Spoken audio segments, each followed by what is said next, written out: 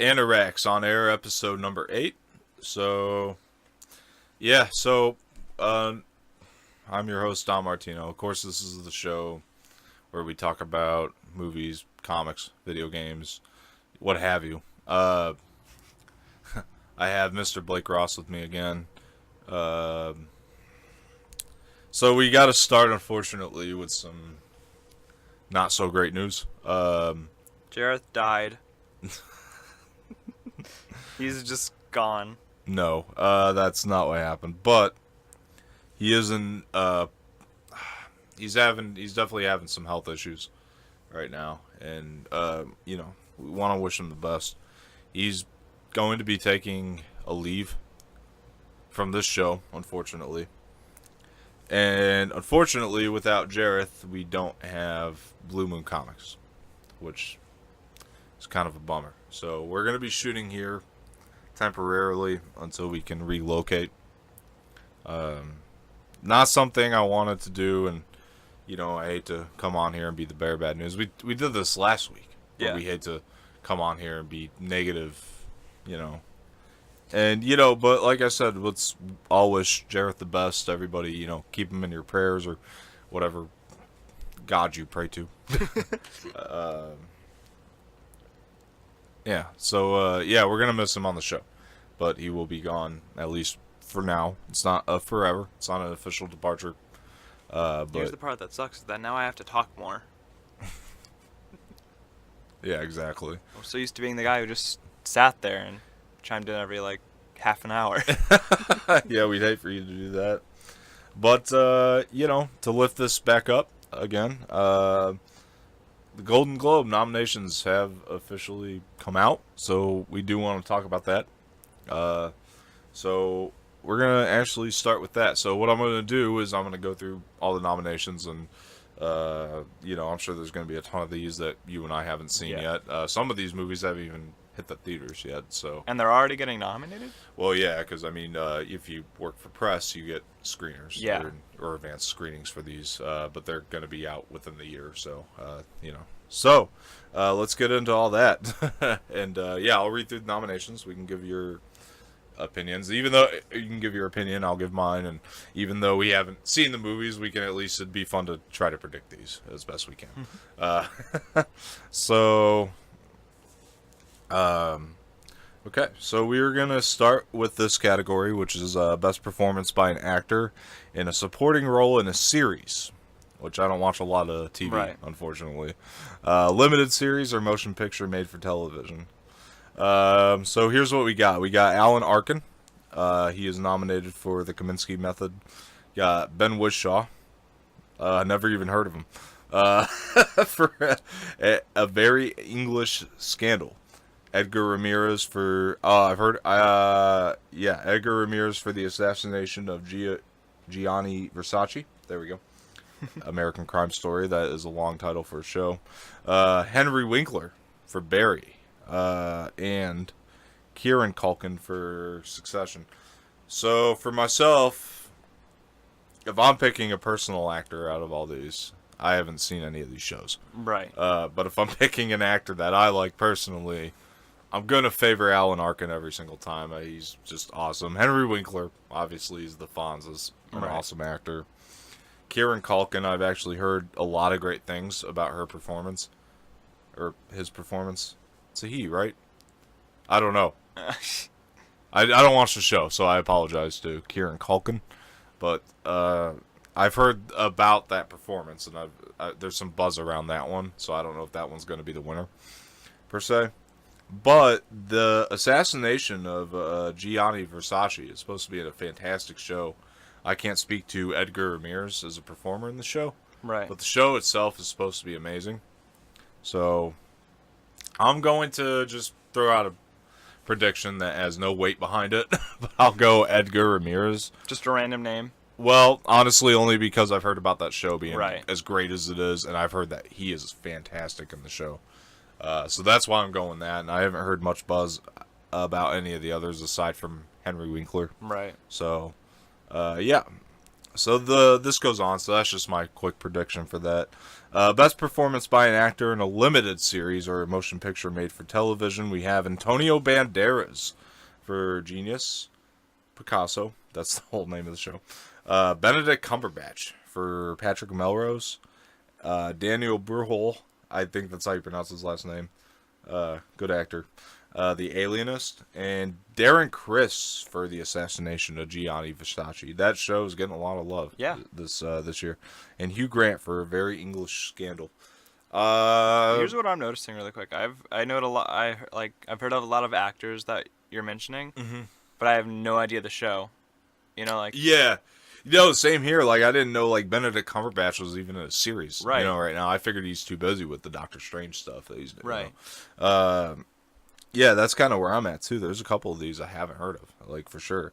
Like, Genius Picasso, Patrick Melrose. No, never even heard of those. No. The only one I've heard of is the assassination of Gianni Versace.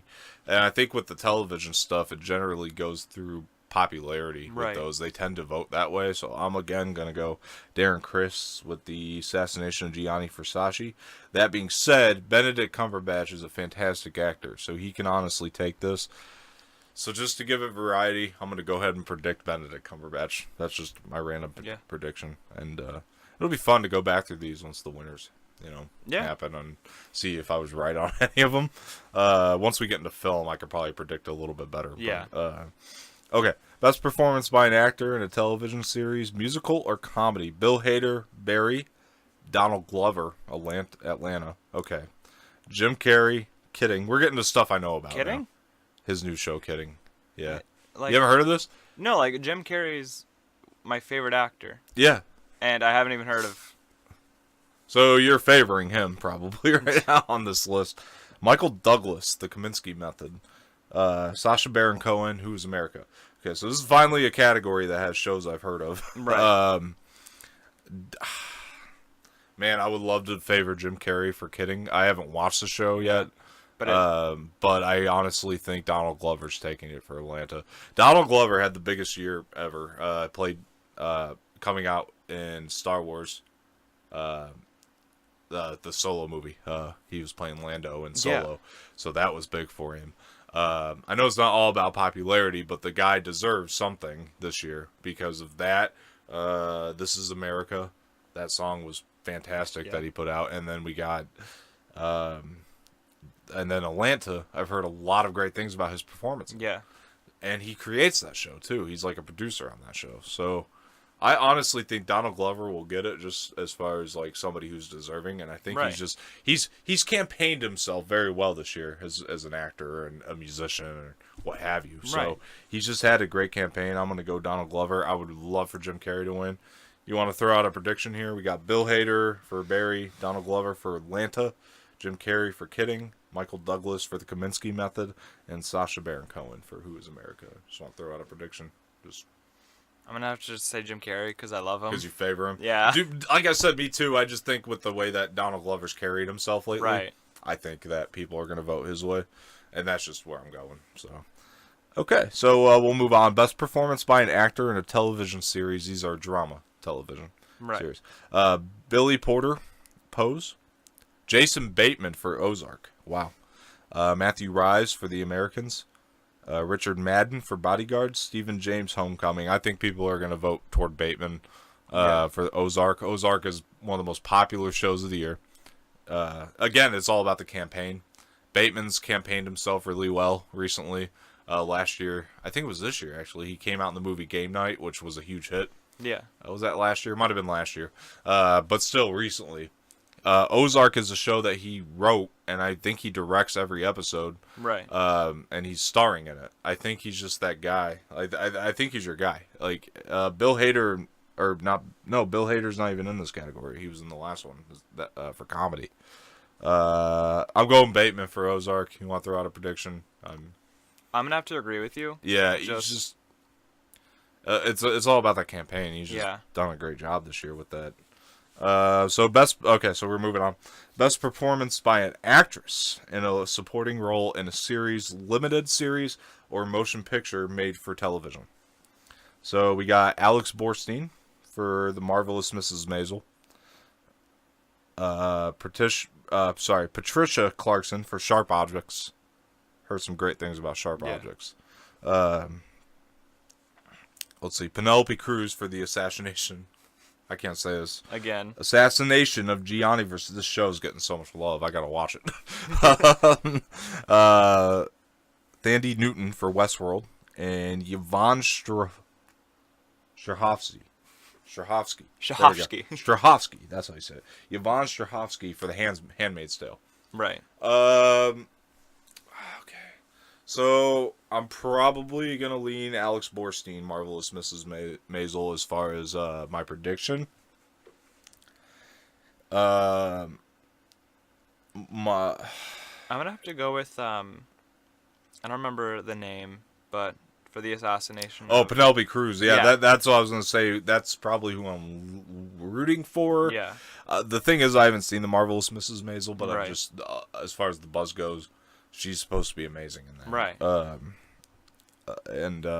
the Penelope Cruz is somebody I like as an actress quite a Right. bit, and I would probably root her way. That's why I'm trusting her when I make this decision, because I feel like as an actor, she does take it seriously, but she also does have fun with it. Yeah. And I feel like she's the type of actor that would be Oh, like, definitely. Yeah. do it again, yeah, again, yeah, again, yeah. again. I agree with that 100%. The assassination of Gianni Versace, too. This show's getting a lot of love. Yeah. Likely to sweep up a lot of awards at the Golden Globes. So, let's go into Best Performance by an Actress in a Limited Series or a Motion Picture Made for Television. Okay, so we got Amy Adams for Sharp Objects, Connie Britton for Dirty John, Laura Dern for The Tale. Ooh, that's Laura Dern for The Tale. Patricia Arquette for Escape at Dannemora. Dannemora? Dannemora. Yes, thank you. Let's see. I was going to go Amy Adams. Laura Dern, though, is a fantastic actress. Yeah.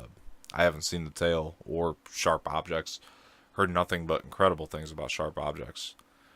I think I am going to go with Amy. I'm going to go with Amy. I'm going to root Laura Dern. If that makes sense. It's so hard with the TV stuff. I just don't get into it. So. Right. Best performance by an actress in a television series or musical or comedy. So this is best actress for TV essentially. Right. And musical comedy. Gotcha. Okay. I wonder, so, I used to be a big Doctor Who fan. I Yeah. mentioned that last week, too. With the newer seasons, I haven't been watching as much. So, I'm curious on if the main character, the Doctor, is now a girl. I wonder if she's getting any love. I don't know. I mean, this would be something to look into. I haven't Yeah. actually heard anything about it. I haven't been hearing about it a lot. That's why I'm curious. That could be a problem too, because you usually hear about the new doctors when they step exactly. into the roles. So I think a lot of people were hoping for this change, but I think a lot of people didn't realize. Don't get me wrong. I think it's probably refreshing. Yeah. It's something new, but I don't know. Like the thing is it comes down whether it's a man or a woman. If it's not a good performance or a Right. good, interpretation, I mean, it's just not going to get love, Right. male or female. That's not being sexist. It's just Right. if she's not, delivering. I'm not saying she's not. And that's what Doctor Who's gonna. What I'm hoping that they did was that, with the change to a female Doctor, that means that the Doctor's character is going to have to change just a little bit, but Yeah. enough to keep him as himself. Right. Which is a big thing because the Doctor's always been. I honestly don't even know how to say it. They have to change their personality, but just enough to match the person. Right. So it's not only a certain charisma. It's just this sort of, I don't know. So something has to come through with the performance as well. Yeah. I guess just in general, you can't just hire some girl or good looking chick, which I haven't seen the girl to be honest, but I don't know if she's good looking or not. But I'll say like if you're gonna go that route, it can't be for the looks or just Right. the charisma. There's got to be a performance. She has to have that comes quirk. through. Yeah. Exactly. And like with me, and I think I might have stated this before, my two favorite Doctors ever were back to back, David Tennant and Matt Smith, for two different reasons. All right. David Tennant is an amazing actor. Like, I cried multiple times while he was just the Doctor, and it takes a lot for me to cry. Yeah. But he had, you could see the emotion in his face. Yeah. And Matt Smith, just because he's an idiot, but he's so lovable. Yeah. Matt Smith, Star Wars Episode 9, by the way, so Yeah. get ready for that. I'm excited. Excited for the movie in general, but he's, I think it's cool that they're bringing somebody of, his caliber into the Star Wars universe as well. But, yeah, no, I agree, man. So we're going to move on to the next category. It's Best Performance by an Actress, which I started this, musical or comedy. Alison Brie for Glow. I've heard a lot of buzz about that performance. Candice Bergen for Murphy Brown. Deborah Messing for Will and Grace. Wow. Kristen Bell for The Good Place. And Rachel Brosnahan. I think that's how you pronounce her last name. Marvelous Mrs. Maisel. I wanted to go Alison Brie for Glow. I was thinking that one would win, but definitely Rachel Brosnan. I think it's Brosnan. Yeah. For Marvelous Mrs. Maisel, I think she's gonna take it. I've heard nothing but incredible things about her performance. Marvelous Mrs. Maisel is just huge right now, not to mention. So I'm gonna give it to her. I'd say she takes it. So next is Best Performance by an Actress in a Television Series, Drama. I'm not even gonna pronounce this name, but she's nominated for Outlander, and I apologize. I just don't want to butcher her name. Yeah. Elizabeth Moss for The Handmaid's Tale. Julia Roberts for Homecoming. Kerry Russell for The Americans. I'm rooting Elizabeth Moss for Handmaid's Tale. Yeah. Because I really, really like Elizabeth Moss. If you ever seen, I don't watch a lot of TV, but one show I did watch a lot of was Mad Men. She was in that show. She's just a fantastic actress all around. She was really good in Get Him to the Greek as well. Yeah. I'm going to say I want to root for her, and she does have a chance to take it, so this one's tough. But I think Kerry Russell will get it for The Americans. Kerry Russell's got a great campaign going for herself right now. She's already, and it's not been confirmed by Disney, but she's already been heavily rumored to be a big character in Star Wars Episode 9.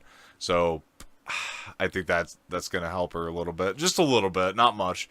And I've heard amazing things about her performance in The Americans. So I say Kerry Russell will probably take it, but I could see Elizabeth Moss definitely taking it from her. Right. But then again, he got Julia Roberts in this for Homecoming. Right. Julia Roberts is Julia Roberts. So She's all of these people are going up against Julia Roberts. Doesn't mean she's going to win. They're not facing each other. They're going against Julia Roberts. Well, exactly. Yeah, that's exactly. Yeah, that's my point. I don't know, man. Julia Roberts, I mean, doing TV too is a rarity, so they might want to give her that award. Right. But I think the most competition, if we're talking about between two people, is going to be between Kerry Russell and Elizabeth Moss. Yeah. But Julia Roberts is Julia Roberts, so she could just take it. I hope they give it to the most deserving. I haven't seen the show, any of those shows, but okay. So hopefully we're almost done with television here. Best television's limited series or motion picture made for television. Okay, Very English Scandal. We're gonna skip this one because this is trying to. No. Never mind. I'm sorry. We're gonna keep on this. This is for the shows themselves. Yeah. So okay. So this Very English Scandal, The Alienist, The Assassination of Gianni Versace, and Escape from. How did I say that earlier? Dannemora and Sharp Objects. Just considering how many times it's been nominated this year, Assassination of Gianni Versace is probably going to take that one. Okay, so let's see. Best television series, musical or comedy. We have The Good Place on NBC, Kidding, which airs on Showtime, The Kaminsky Method, which airs on Netflix, and The Marvelous Mrs. Maisel, that airs on Amazon. I'm going to say it's between Marvelous Mrs. Maisel and Barry. I think Marvelous Mrs. Maisel is going to take it. I would like to see Barry win just for Bill Hader. That's something I could root for, but I heard Marvelous Mrs. Maisel is just so deserving of that. Okay, so best television series, drama. We have The Americans on FX, Bodyguard on Netflix, Homecoming on Amazon, Killing Eve, that airs on BBC America, and Pose, which airs on FX. I'm going to say The Americans. That show, I think it ended actually, so they'll probably vote that way because they want that show to go out with a bang. Right. But that'd be cool. All right, so we're going to get into movies now, movie nominations, which will give us a little bit of insight on, who's going to be at the Oscars, depending on who's nominated here. Right. And especially who wins these categories will give us a little precursor for the Oscars. So Right. that'll be kind of nice to get an idea. Okay. So here we go. So I can speak a little bit more to some of these. Best Motion Picture, Foreign Language, Capernaum, Girl, Never Look Away, Roma, and Shoplifters. I haven't seen any of these, but I think Roma will take it. I've heard nothing but amazing things about Yeah. Roma. I think it's in the bag that one's going to take it. I could be wrong. Some of these, Golden Globes are kind of tricky like that because, I mean, usually by the time we're talking about the Oscars, I'm going to have seen every movie. Yeah. You know what I mean? It's tricky now this early in the year when some of these haven't come out or I just haven't had a chance to get Right. around to it. By the time the Oscars are around in March or whatever, I've seen all these. Right. So it's a little bit easier. You want to give for Best Motion Picture, Foreign Language, Capernaum, Girl, Never Look Away, Roma, Shoplifters. I've heard the most about Roma, I would say. That was my prediction. But I'm gonna have to say Shoplifters. okay. Yeah, I've heard some slight things about Shoplifters. It just the buzz for me hasn't big as Roma. Plus, Yeah. which Roma, you get the Alfonso Cuarón is directed that one, which he's a great not only foreign language film director but a great American film Right. director. Not that should matter. I'm just saying, he's kind of popular. He's had a good campaign. Like I said, Right. it's a lot of it's about the campaign. So. All right, so Best Motion Picture Animated. Gosh, dang it. All right, so we got... This is actually really, really good competition here. Incredibles 2, Isle of Dogs, Mirai, Ralph Breaks the Internet, Spider-Man Into the Spider-Verse. I think it's in between three of them. It's kind of... Yeah, I think it's really... No, I would say 4. I mean... I think... Okay, so here's kind of how I feel. I think... And not that I've heard bad things about Ralph Breaks the Internet, Yeah. but I bet you Isle of Dogs, and I have to watch it. I have it at home. I've had it. I haven't popped it into my player Yeah. yet. Isle of Dogs, from what I understand, number 1 is directed by Wes Anderson. And I heard who's one of my favorite filmmakers, so I'm Right. probably going to root more that way anyway. But I think it blows Ralph Breaks the Internet out of the water, from what I understand.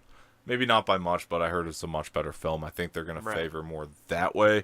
I'm going to say, and then Spider-Man Into the Spider-Verse, from what I understand, best Spider-Man picture yet. That's what Wow. I'm hearing. So, That's big. yeah, everybody likes it. And then Incredibles 2, I liked even better than the first Incredibles. So, it's a tough one. Right now, because it's the only one I've seen, I'm going to go Incredibles 2. Right. I was supposed to go see Spider-Man yesterday, and that didn't pan out for various reasons. I'm going to say, based on the acclaim it's getting, Spider-Man Into the Spider-Verse takes it. Yeah. That's my guess. I'm rooting for Incredibles 2 only because it's the only one I've seen. It's not that I think... And I would love to see Isle of Dogs get it as well because Wes Anderson's one of my favorite filmmakers. Right. I haven't seen the movie. I have had it at home, haven't popped it in, but that's another story. Okay, so so there's that. So we got Best Original Song in a Motion Picture. All the Stars for Black Panther. Girl in the Moves for the movie Dumplin'. Requiem for A Private War for the movie A Private War. Revelation for Boy Erased. And Shallow for Stars Born. Probably Shallow. I'm going to say Shallow takes it, but I'm rooting for Revelation for Boy Erased. It was actually my favorite song in a motion picture this year. Yeah.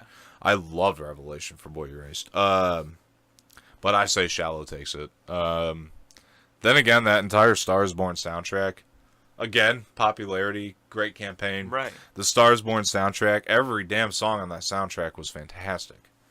I loved all the stars for Black Panther, too, and I would love to see Kendrick Lamar, because he pretty much produced that whole soundtrack himself, get some love for that. So We'll see. But I think Shallow gets it for Stars Born. It was such a great original song. Right. But I really wish Revelation would take that. I loved Revelation from Boy Erased. Okay. Best original score, Alexandra Best original score for a motion picture. I'm sorry. So we have Isle of Dogs, which was the Isle of Dogs score by Alexander Desplat. He's done a couple of the Potter films in the past, and Right. pretty damn good composer. He did the last two Harry Potter movies. Ludwig Göransson for Black Panther.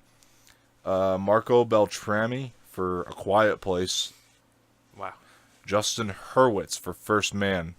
Mark Scheiman for Mary Poppins Returns. Okay, it's kind of tough because we haven't seen Mary Poppins yet. I'm so excited. Okay, so here's where I'm going to go. I'm going to root for Justin Hurwitz for First Man. I'm going to guess that Marco Beltrami gets it for A Quiet Place. And I think it's because the Quiet Place campaign, man. Quiet Place gets the popularity vote, number one. Number two, I think it was such an interesting score to add to a horror movie. Yeah. And I think that people are going to look at that and say, wow, he kind of really did bring something really original. However, myself, I love the score in First Man. I would really I would root for Justin Hurwitz for First Man. But Marco Beltrami for A Quiet Place, I think will get it. Yeah. Based on his decisions and that score and the music. I mean, it was such interesting music to bring to that movie. Right. Okay. So we got Best Screenplay for Motion Picture. They're nominating Adam McKay, who wrote Vice. Alfonso Cuarón for Roma. Barry Jenkins for If Beale Street Can Talk. Deborah Davis and Tony McNamara for The Favorite. And Nick Vallelonga and Brian Curry and Peter Farrelly for Green Book. I'm going to have to go with Roma. Probably, I was going to say that's probably who's taking it. However, if I haven't seen the movie, but I would love to see If Beale Street Can Talk, Barry Jenkins for Beale Street Can Talk, because he wrote and directed one of my favorite films of 2016. Not to mention he's a new coming director. He's man, he's so good as a director, as a filmmaker. I can't wait to see If Beale Street Can Talk, because I've been dying to see what he would do next after seeing Moonlight. And if you haven't seen Moonlight, forget it. That movie is fantastic. So I hope he wins for that, but let's wish him the best. But I'll say Roma probably gets it. I would also like to see. It'd be really interesting if Adam McKay won for Vice, because he's usually a comedy guy, and that movie is a comedy, but it's like he isn't. I mean, the guy wrote Anchorman. You know what I mean? He's not. It's not the usual type of comedies that you would see in this type of category. So it'd be really interesting if he won that. But anyway, so best performance by an actor in a supporting role in any motion picture. So we have Adam Driver for BlacKkKlansman, Mahershala Ali for Green Book, Richard E. Grant for Can You Ever Forgive Me, Sam Rockwell for Vice, and Timothy Chalamet for Beautiful Boy. My vote goes immediately to Timothy Chalamet, and I honestly think he will win. I was gonna say Richard E. Grant, but he was so good in Can You Ever Forgive Me? Like I think I talked about it on the show too. I think that he was fantastic. I know I reviewed the movie. I'm sure I mentioned his performance, but Timothy Chalamet. Okay, Richard E. Grant can get it. I don't disagree with that at all, and so can Adam Driver. I've heard fantastic things about Adam Driver, and I love Adam Driver. Right. I love all these actors. This is the problem, is I love all these actors. I haven't seen all their performances.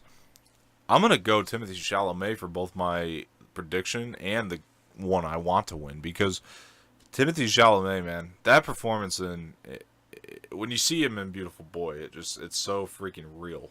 You know what I mean? And it just and it brings you to tears at times. It's just such a good performance. I'm going to go with Chalamet. Right. For sure on that. Okay, best performance by an actor in a motion picture, musical, or comedy. Christian Bale for Vice. John C. Reilly, Stan and Ali. Lin-Manuel Miranda for Mary Poppins Returns. Robert Redford for The Old Man and the Gun. And Viggo Mortensen for Green Book. This is a rare thing where I haven't seen any of these. However, I don't think Viggo Mortensen will win for Green Book. He might be the most deserving in that category, just based off what I've seen of his performance in the trailers. But he had a whole debacle at a press conference recently where he used the N-word, and people are not responding to that very well. He didn't use it in a derogatory way. He was just kind of saying, people don't say, he said the word anymore. People just don't say what, Dom? Yeah, exactly. And that's what Viggo said at the press conference. And yeah, people aren't responding to that. So he's probably off the list as far as who will get it. I'm going to say probably Christian Bale for Vice. If you've seen his transformation into Dick Cheney in the trailers for that movie, like that guy gained a lot of weight to look like him. He looks just like Dick Cheney. I think Christian Bale will get that. Okay. Best performance by an actor in a motion picture drama. We have Bradley Cooper for Stars Born.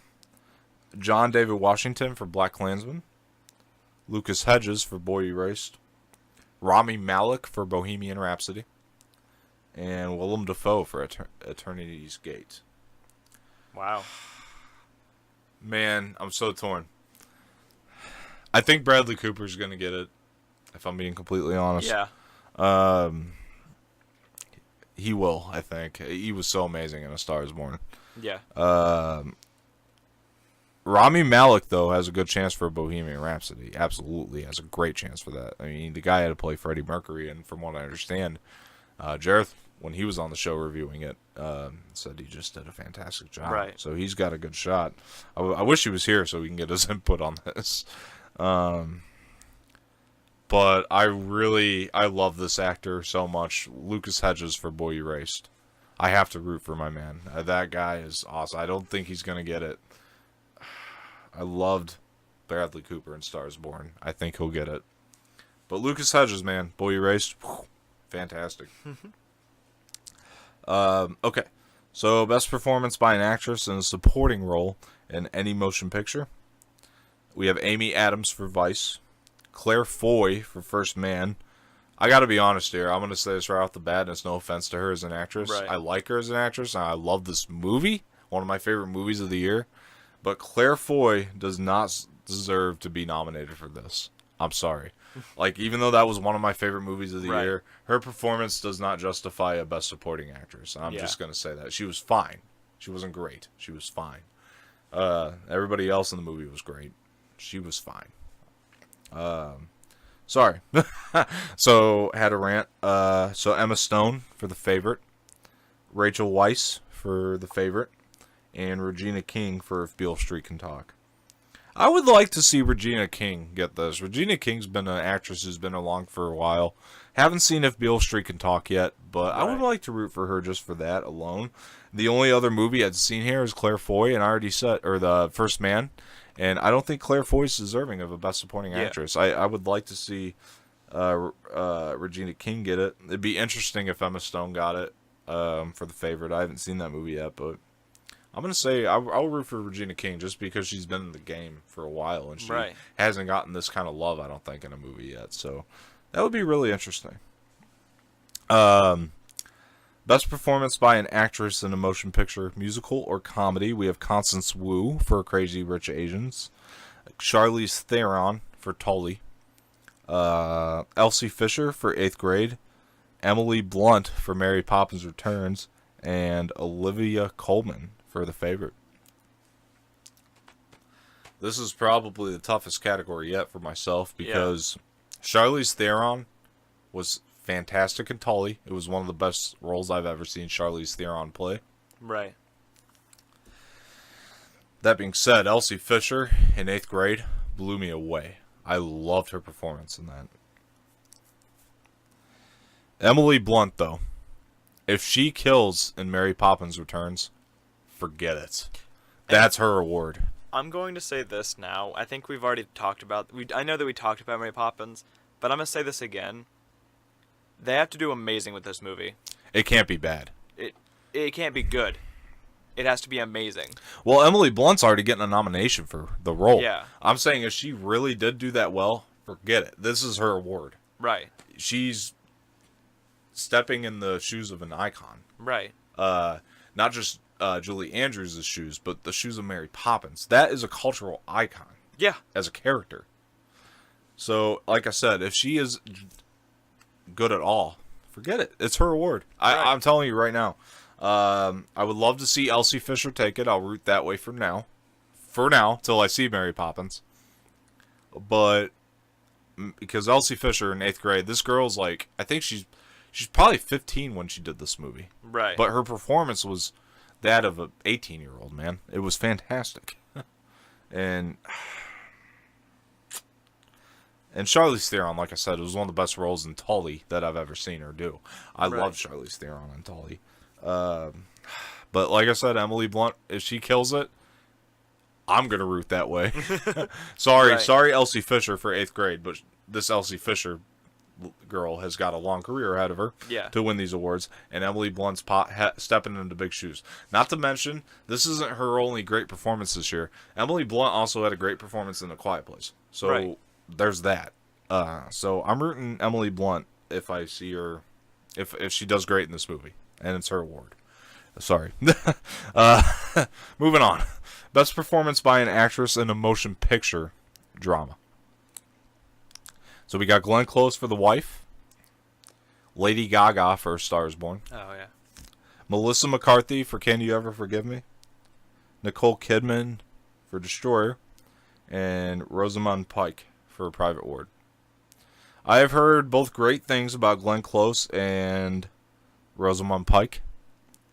I've heard even better things about Glenn Close. I liked Lady Gaga a lot in A Star Is Born. I really did. I think she did well. And Melissa McCarthy for Can You Ever Forgive Me blew me away. Yeah. I'm rooting, at this point, Melissa McCarthy for Can You Ever Forgive Me. Yeah. I would like to see her pick that up. I think Glenn Close is going to get it for The Wife. I've just heard too many great things about that movie and her performance, and so that's going to be my prediction. I don't know. Who do you think is going to take this one? So we got Glenn Close for The Wife, Lady Gaga, A Star Is Born, Melissa McCarthy, Can You Ever Forgive Me, Nicole Kidman, Destroyer, Rosamund Pike for Private War. I think it's in between two people. Lady Gaga. Lady Gaga could take this, and that would be pretty cool. I just don't think it's going to happen. I got to be honest with you. I just think the competition is way too tough. Yeah. I think, okay, here's the thing. I'm rooting Melissa McCarthy. I think Lady Gaga would get it before Melissa McCarthy, even though I'm rooting for Melissa McCarthy. But I think Glenn Close has it over Lady Gaga, and I also think Rosamund Pike has it before Lady Gaga. Right. But, I mean, I don't know. Who do you think should take this? Who do you want? Or who do you think will take it? I mean, that's just my opinion. I mean, you know. But then again, Melissa McCarthy moving out of Can You Ever Forgive Me as a comedy in a way. Yeah. It's in the drama category, though. Right. So her moving into drama, is something that, could be looked at. So I don't know. What do you think? I still think it's in between like Lady Gaga, Lady Gaga and Glenn.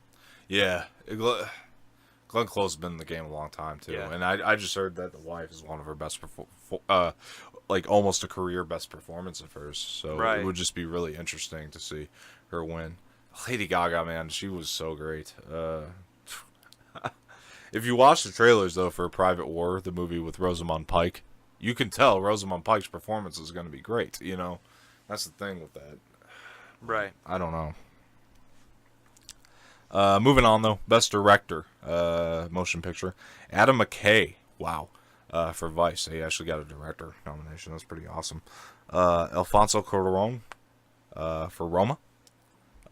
Bradley Cooper for Stars Born. We're going to get into this. Yeah. Peter Farrelly for Green Book. And Spike Lee for BlacKkKlansman. This is so weird to me. I'll tell you why. Not necessarily tough, but strange. Spike Lee.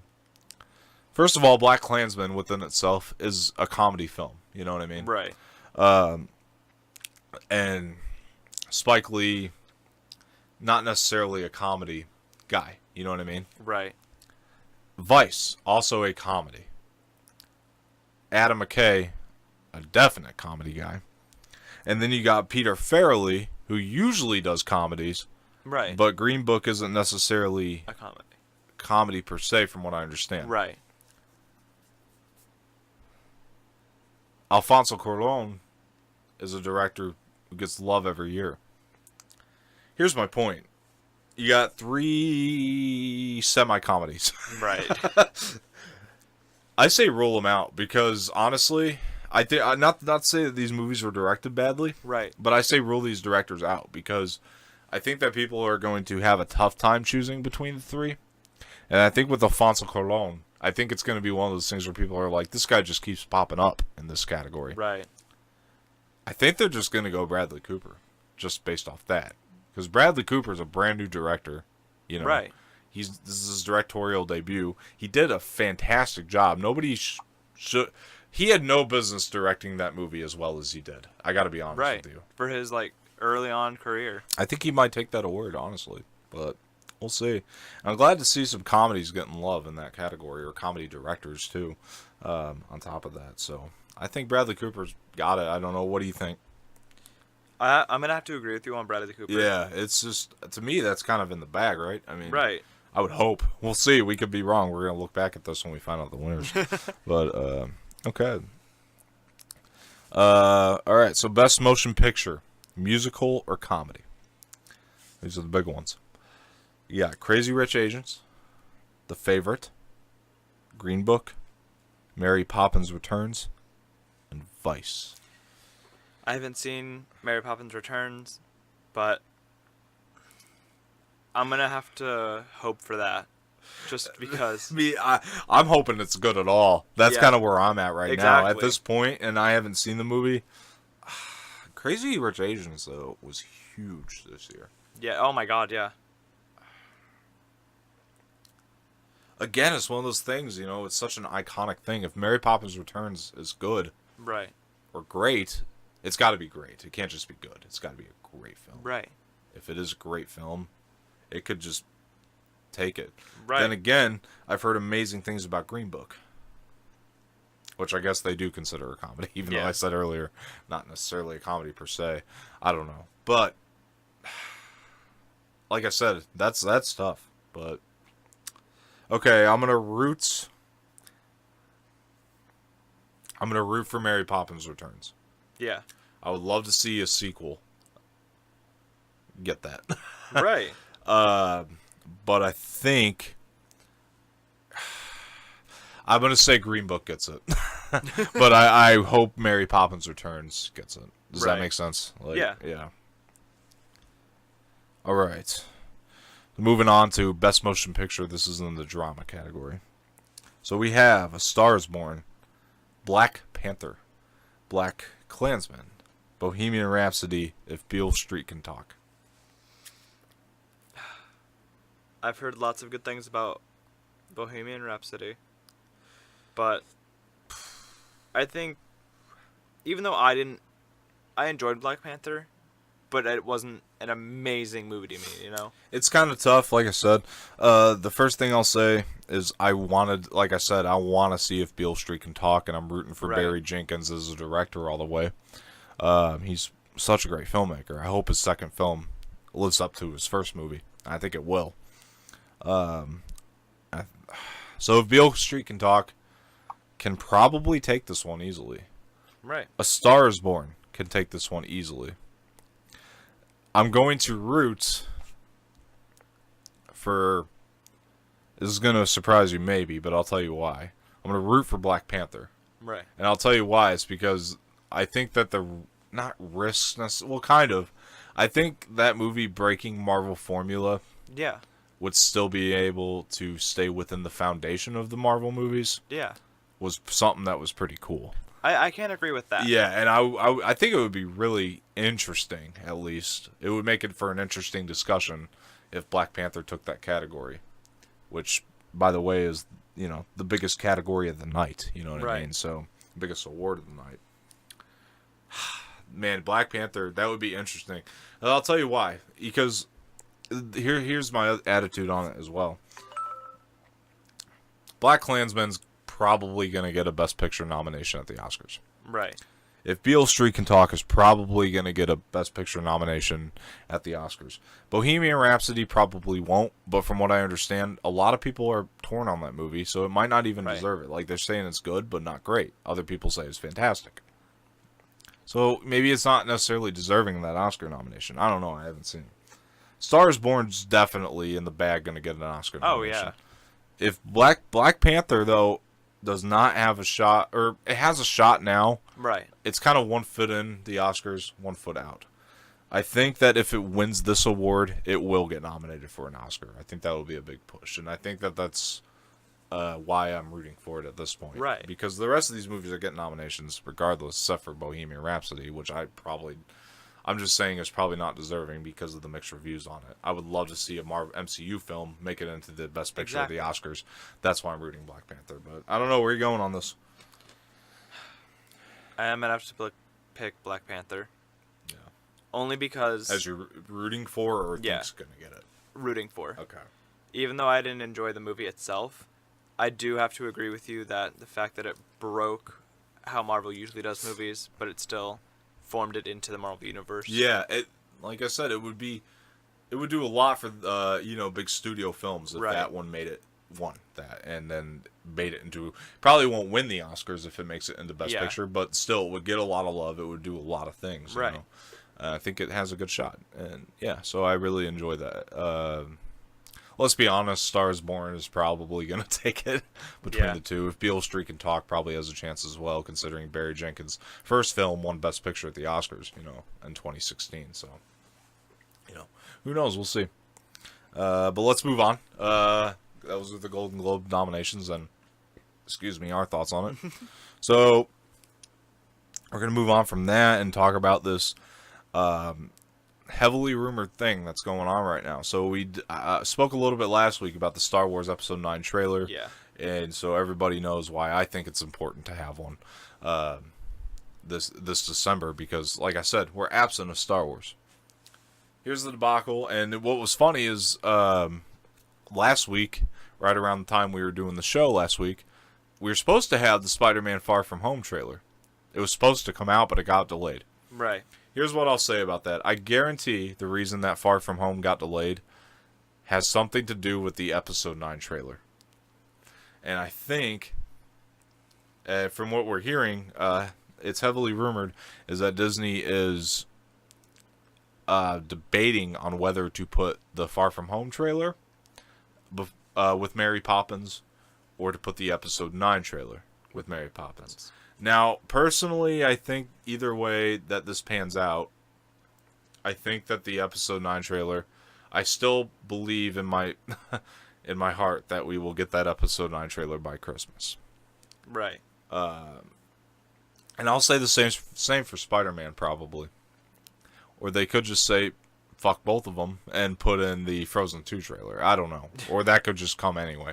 It's kind of a whole thing. We don't know the inner workings. We're not privy to any of those conversations that go on there at Disney. However, I like I said, I can guarantee the reason that Spider-Man Far From Home trailer got pushed back is because of Episode 9. It has something to do with that. I guarantee it, and I understand the big debate. Here's the thing that I think is going to happen. And I think that this is why they are so hesitant on releasing the Star Wars trailer. And people are going to say, well, it's because The Last Jedi got all the backlash and Solo sucked at the box office. I don't think that's it. I think if anything, because of those things, it's very smart to release an Episode 9 trailer this year. I think it's a smart business move to release it now. I think that this is why they are so hesitant, because I think they're afraid. And I'm going to make a prediction. If I'm wrong, I'm wrong. I'll be a man and say my prediction was wrong. But this is my prediction for the Star Wars Episode 9 trailer. Yeah. We're going to get it, right? I think at the end they're going to reveal the title. I think it'll be Star Wars something, something, something. And then this is the part that I think will, I'm not going to say blow your mind. It will blow your mind if it happens, I think. But I'm saying, not from my prediction, obviously. You can push back on this if you want to. I think it's going to be Star Wars something, something, something with the title. And I think under it, it's going to appear Part 1. I think that this movie is being split into 2 parts. I think it's going to be a big thing. So I think we'll get Part 1 this year, and then Part 2. And the thing is with this is they could do it in May. And then the whole thing could come out in one Blu-ray package to feel like it's still one movie. Right. Here's the thing. I mean, to me, it would make sense as to why Disney was hesitant to release this trailer. Because I think they're scared of how people are going to react to when they see, if this is true, that Part 1 pop up at the bottom. Yeah. Because people are going to be like, well, then it's not exactly a trilogy. Well, it is. It's just a movie split into 2 parts. Right. And we're releasing the 2 parts at different times. If you see The Last Jedi, and I can't wait till you're caught up on Star Wars, but here's the thing. With The Force Awakens, when this new trilogy started, it started with The Force Awakens, Episode 7. So when Episode 7, at the end of that movie, without spoiling it for you, there's a cliffhanger. You have to wait 2 years to see what happens next. You're like, and it's a big anticipated wait. Right. Everybody's coming up with fan theories. What's going to happen in Episode 8? Episode 8, The Last Jedi comes out, and, it's a bunch of unpredictable things. It's nobody's fan theories. That's why people hated it. However, no, I loved it. But however, we know this. That being said, I'll say this about it. At the end of Episode 8, a lot of things get tied up and wrapped up, which is kind of a problem for J.J. Abrams to pick this back up into Episode 9. So for me, the way I'm thinking, in order to make this as good as it's going to be and to pull the Star Wars fan base back together, I think it's a great move to have a 2-part film where the first part is kind of setting up a new story to have an epic finale for this whole thing. Right. And then I think in Part 2, you have your epicness. You know what I mean? Yeah. And that, to me, it's the only way to do something big with this franchise and to turn it around. And I think that that's what we'll see. Right.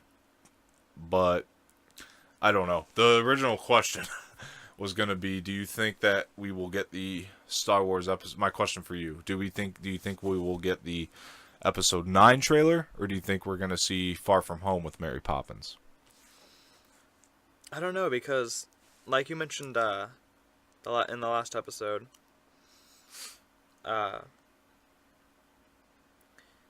with the Star Wars, they always do it December, right? Or they did it December. And well, we'd have a movie this month, right? But because they released Solo: A Star Wars Story in May this year, so we don't have a December movie. So I don't think we're gonna get that. I think we're gonna get the other one with Mary Poppins. Far From Home. Yeah. Just because, for the very fact of, they're probably gonna do Star Wars later on. Okay. I mean, don't get me wrong. It would be great to wake up on Christmas and see a Star Wars trailer. Oh yeah. That would be amazing too, and plus that wouldn't be a bad idea, because I mean there's good vibes on Christmas, man. Nobody's pissed off on Christmas, I don't think. Might be a couple. My dad. Your dad? Yes, that's funny enough. That's exactly what I was thinking. But. Sorry, Were you Dad. thinking your dad or my dad? Your dad. I just didn't want to say it out loud. My dad could be pissed off on Christmas too. I don't know. I don't know him too well. Anyway, my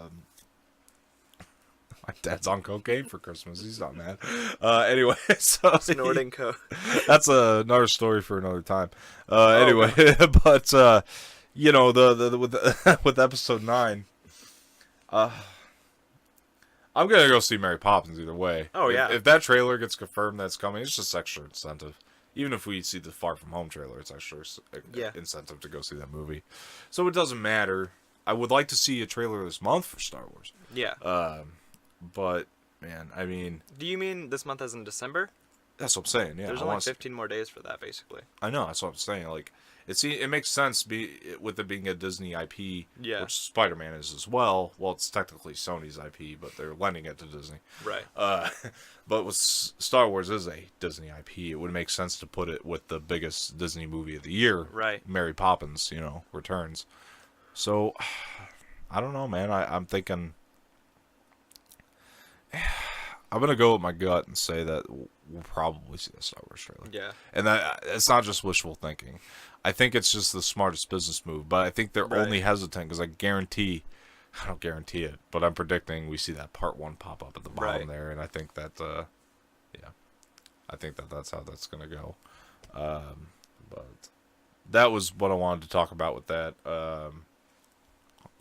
We'll see. We'll let you know next week if we saw Right. that with the Mary Poppins trailer. And I can't wait to just. I hope we could sit here and get excited about that, but that's Right. that's conversation for another time. Anyway, so was there anything else that Okay. was? Yeah, exactly. We're gonna need a lot of that. Anyway, so was there any other news that dropped that you know of? There was a little bit in the anime community, Okay. and I mean like very little. Fairy Tail is a very popular anime. Not as popular as it should be. I'm a fan. Right. Um, so the final series is coming out soon, Mm-hmm. and keep in mind this show has over 300 episodes, which isn't like as much as Dragon Ball Z and anything, but that's a lot for most animes because most animes have a season, which is 12 episodes normally, Right. and that's it, Right. which is horrible, Yeah. especially when you get attached to that anime. Yeah. And America has no say on what anime is released Right. because anime is made in Japan, and if Japan doesn't like it, it's cut. Yeah. But with Fairy Tail, that's been popular for everybody. Uh huh. And I see why. I love it. For the final season, the news came out for what opening and closing song it's gonna be. So, we know that it's gonna end soon, and that which is gonna suck for Yeah. me and a lot of other people. Right. And then with Sword Art Online season 3, has some announcements with that, which I didn't get to read up into too much. Yeah. But I think I've been excited for season 3. Right. With SAO season 1, amazing. Yeah. I That's what I've fell- heard from everybody. It's not something I've seen, but everybody Yeah. who's watched it, they love it. That's what got me into anime. I What was was that saying? very against anime. Some other people said that to me too, which is kind of cool. I was an anime hater because a lot of my friends who watched anime were creepy as hell. Yeah. Like, and that's me being honest. Yeah. And now I am that person. There's a pretty good amount of anime fans that come off as creepy. I'm not saying Yeah. they're all that way, but I think you get that in the comic Yeah. fan bases too. It's just it all has to do with the cosplaying and Right. things of that nature. But no, But- I've heard nothing but great things about Sword Art Online. Yeah. It's an anime that I definitely plan on watching at some point. It's haven't on gotten around to Netflix. it. Is it now? Yeah, it's It's always been on there? yeah, Nobody season told 1 me and this. 2. See, I'm glad I talked to you. Because nobody told me this, and it's something I've been wanting to Yeah. get into. So when I get some more time on my hands, I'll definitely do that. Right. And with season 1, you fall in love with the characters. Yeah. And it brings you an amazing story. And I think the reason that I got into anime was because of this anime for a reason. Mm-hmm. I am a huge gamer. And so an anime that puts you into a game, it just sounds like a double plus. And then I got into season 2. Yeah. In season 2, things change. Yeah. It's still... It takes away from the story. And I don't want to spoil it, because you're going to watch it now. Well, that's kind of how people feel about, and not myself, but some people feel that way with the, Star Wars: The Last Jedi as Yeah. opposed to Star Wars: The Force Awakens. Force Awakens set up all these brand new Right. characters that were great, with keeping some old ones, which is kind of a different. It's kind of a different ground to play in, but then Last Jedi, people feel like the risks that we're taking kind of took away from the actual story itself, Right. which is some of the problems that people have. After analyzing that movie a little bit more, I love that. I love risk taking. Right. But anyway, I digress. But continue. But, so... I'm nervous and excited for season 3. Yeah. They have some movies that already came out, which I have not seen. 'Cause- Again, though, making the same comparison, you could see this is my feeling with episode 9. Right. You know what I mean? I guarantee we probably feel the same way, because it seems like the same thing's going on with it, as far as Right. like the second season got some backlash because of the risks, and then Right. with this third season, this is the same way I feel with episode 9. I digress again. Go ahead. Well, the thing was that with season 2, it wasn't exactly a risk. There were no risks, but I like the story. Yeah. What I don't like about it is that with season 1, it brought you into the game. It brought you into the anime. Yeah. And it felt nice. to understand, like, it's a safe haven for gamers in an anime. Yeah. Well, when That's what I'm saying. It's the same exact thing. It really is. It sounds like to me because, Yeah. like, for me, somebody who, or somebody who liked season 2 of SAO will probably tell you, well, I liked it. It's felt to me like they were taking risks. Right. But you, somebody who didn't like it as much. Oh no, I still liked it, just not as. That's what I'm saying. As much, right? Is probably going to say, well, it didn't necessarily feel risky. Just didn't like it as much. But somebody who loves it feels like is probably going to tell you, yeah, this was risky. You know what I mean, or something like that. This was different. I like this kind of different risk taking, and that's kind of what I'm saying with that. Right. And that's just. Same thing with Last Jedi. I feel like it was risky because I loved it, but that's what I'm saying. Like that's kind of how I could understand your excitement and for nervousness for this third season. You want this. I don't know. I'm sure it's SAO something different where I don't know. You could speak more to me or more to this than I can, but I don't know if season 3 is going to wrap it all. Right. But I'm saying like it's going to.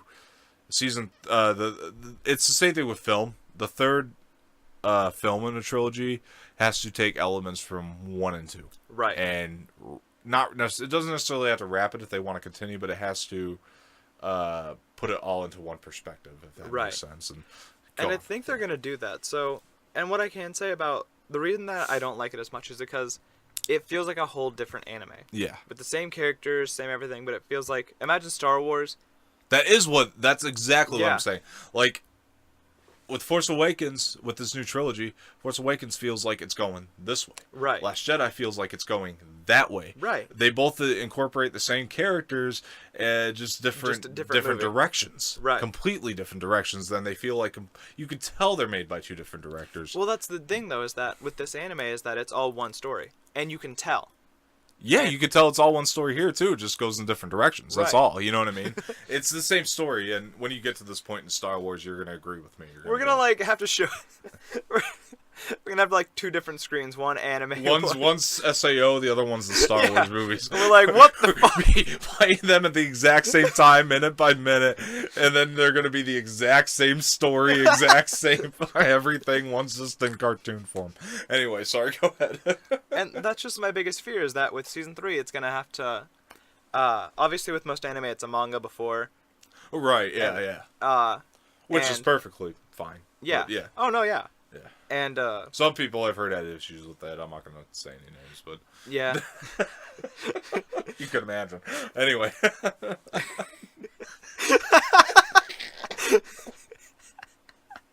Go ahead.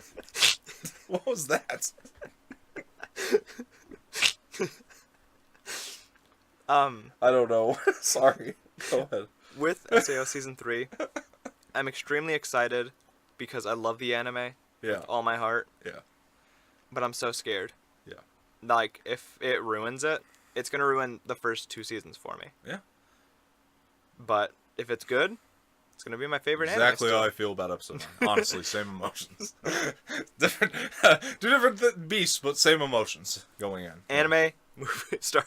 Fair enough. Yeah. No, but that's one of the things I respect so much about anime. Right. Is it's not only is it just it's a. And by the way, I'm saying this to everybody who doesn't watch anime, and myself included. I should probably get into it more. And it's one of the things I love because anime has inspired, as a film fan, anime has inspired so many films that I watch today. Yeah. You see, going back into Star Wars again, I'm sorry, but in episode 9, not episode 9, I'm sorry, The Last Jedi, episode 8, in Star Wars, Rian Johnson, the director, he took from Japanese culture in the way he wanted to shoot action sequences. Another reason that film is one of my favorites. You can tell it's more samurai influenced and things like that. Right. And that's amazing to me. I love that. And the fact that so many people have come up to me and told me that anime got them into film. And and they realized it helped them separate a little bit better what a great film and a bad film was. Yeah. Because of anime, because you could tell the difference between a good anime and a bad anime. Right. And you can so with Ruby, this is gonna get a lot of controversy until I explain. I'm aware because go ahead. The first season, I think, of Ruby, horrible animation. I don't want to watch that. That's what I hear. Exactly. I don't want to watch that. I tried to. And now promise it's me. insanely popular. Right, Yeah. because after that first season, I think, the animation gets so much better, and it's Yeah. a good anime with a good story. Yeah. But that first season it's hard for me. Like with Fairy Tail, it's a different art style than what I'm used to. Yeah. So the first time I tried to watch it, I was like, no, can't do it. Yeah. But once I got more into anime, I think that was like the second anime I tried to Yeah. watch. Once I got more into anime, when I watched it the second time, I was like, why did I have a problem with this? It's Yeah. fine. Yeah. Back to Star Wars again, but this is the same thing with the show Star Wars Rebels, is because like if you watch the first episode of that, the Wookiees look terrible. Yeah. And then like later on you see them and they're like, "Oh, that's fantastic," you know. Right. And it's so same thing. Yeah. Yeah. Anime and Star Wars. They're very similar though. No, they're really- the same really- thing. No, they really are very similar. A lot Yeah. of people tell me this. Like it's similar to be a fan of something like. Pardon me, because I know some people don't consider this an anime, but they say like Dragon Ball Z and Star Wars aren't that far apart because they're you know plenty of animes because you know it does essentially the same thing. Like you know with let's take it for example. I mean you've seen a couple Star Wars films. I mean you could probably draw similarities between the two because.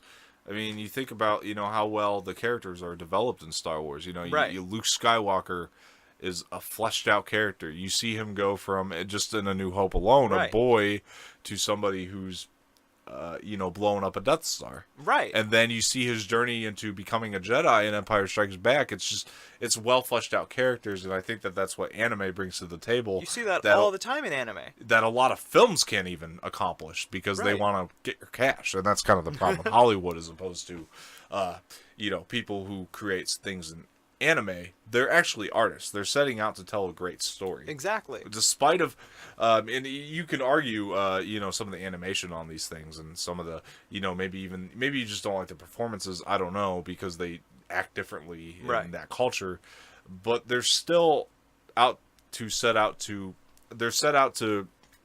achieve a goal that every filmmaker should be going for, whether you're in anime or action or sci-fi. I don't care what genre you're in. Every filmmaker should be going for the same goal, and that is to tell a great story. And I want to, you know, rant real quick on some Hollywood studios,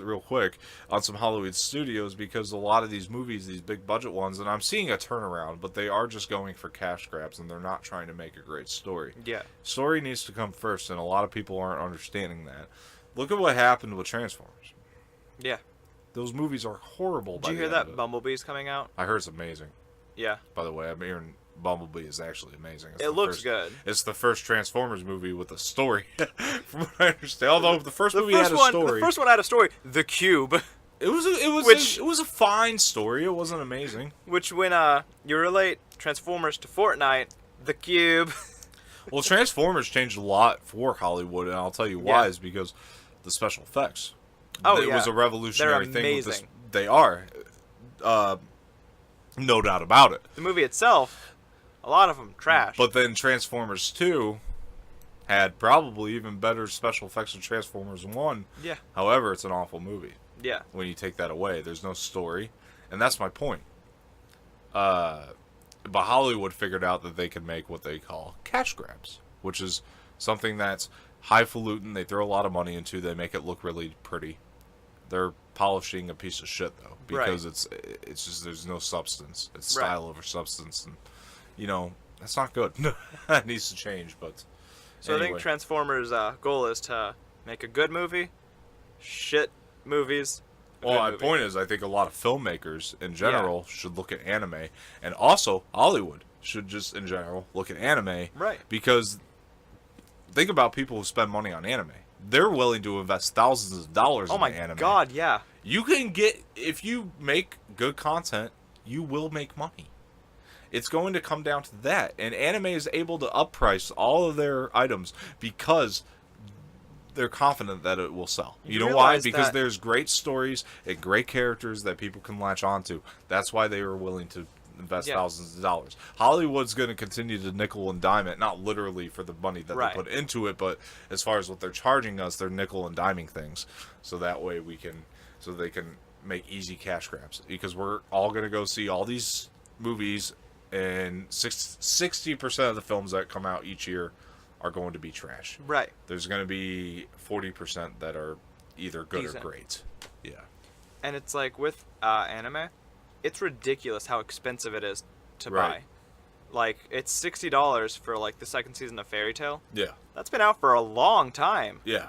and it's $60. But people, But people buy will it. buy that. Yeah. People people who invest their time in anime, which is probably smart, because of, like I said, there's the stories, the characters, there's substance in anime. Right. And so the biggest thing with anime that I've noticed, if you had to there's a joke, if you had to tie every anime together, what would be the biggest thing that you would say with one word? Grunts. I think they're referring to Yeah. Dragon Ball Z because Oh, yeah. 90% of the anime is them yelling. Yeah. But I haven't watched Dragon Ball Z and I don't want to. But basically, my biggest thing with anime is somebody overcoming a challenge, as in somebody stronger than them, but they have the willpower, Yeah. and so they win. Yeah. It's the biggest thing. Yeah.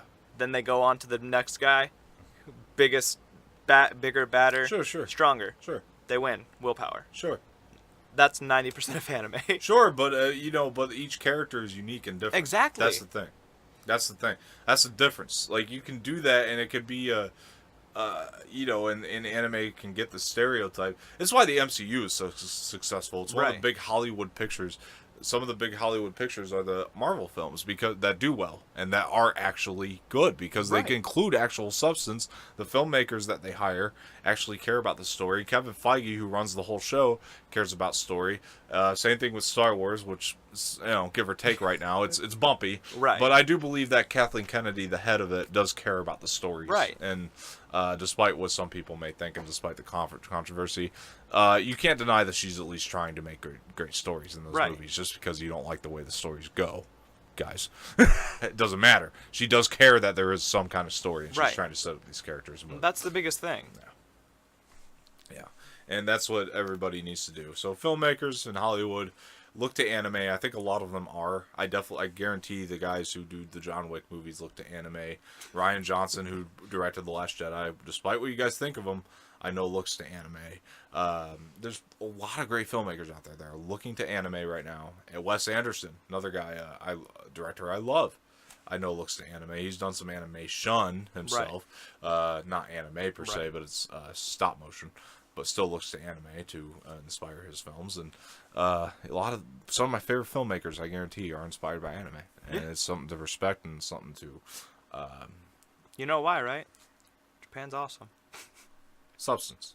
Honestly, that's what Yeah. it comes down to. Substance over style. And that's what we need more of. And Yeah. I hope we can get to that place. And I do think Hollywood will be reaching a turnaround very soon. I'm already starting to see it. This year, to me, was a better year for film than most years. There's been a lot of bad still, obviously, but it's been a better year for film. And yeah, so anyway, we do have to wrap up the show. Yeah. I think we're over time a little bit, but that's okay. About 32 minutes. Had a really fun conversation again, and Yeah. we're going to continue to do this, obviously, every single time. You got to make sure you hit that subscribe button, share the content with your friends, follow us on Twitter. Tell your friends to follow us on Twitter at Anoraks Official, and the same thing with Instagram. It's Anoraks Official across all platforms, Facebook as well. Like our Facebook page. Tell your friends to do it. Share this. Word of mouth is going to get us places, I have a feeling, and just make sure that you guys do tune in every week. We need the views as well. Those are important to us. Subscribers, like I said at the very beginning of this, if you don't share this channel, we're not going to gain subscribers, and it's going to make it harder, unfortunately, for us to make content if the channel does not grow. So let's do that. And it's been fun talking with you, Blake Ross. Yeah. And he will be on next week, I would imagine. And, myself included, obviously. I am your host, Don Martino. And it's been, like I said, it's just been real fun talking. I've been liking these somewhat more intimate conversations. They've just been a nice little change of pace to keep everything fresh. Follow us, like us. Do whatever you do. Hit the like button below if you did enjoy the content and you want to support the channel. And this has been Anoraks on Air, episode 8, and thank you guys for tuning in. Bye-bye.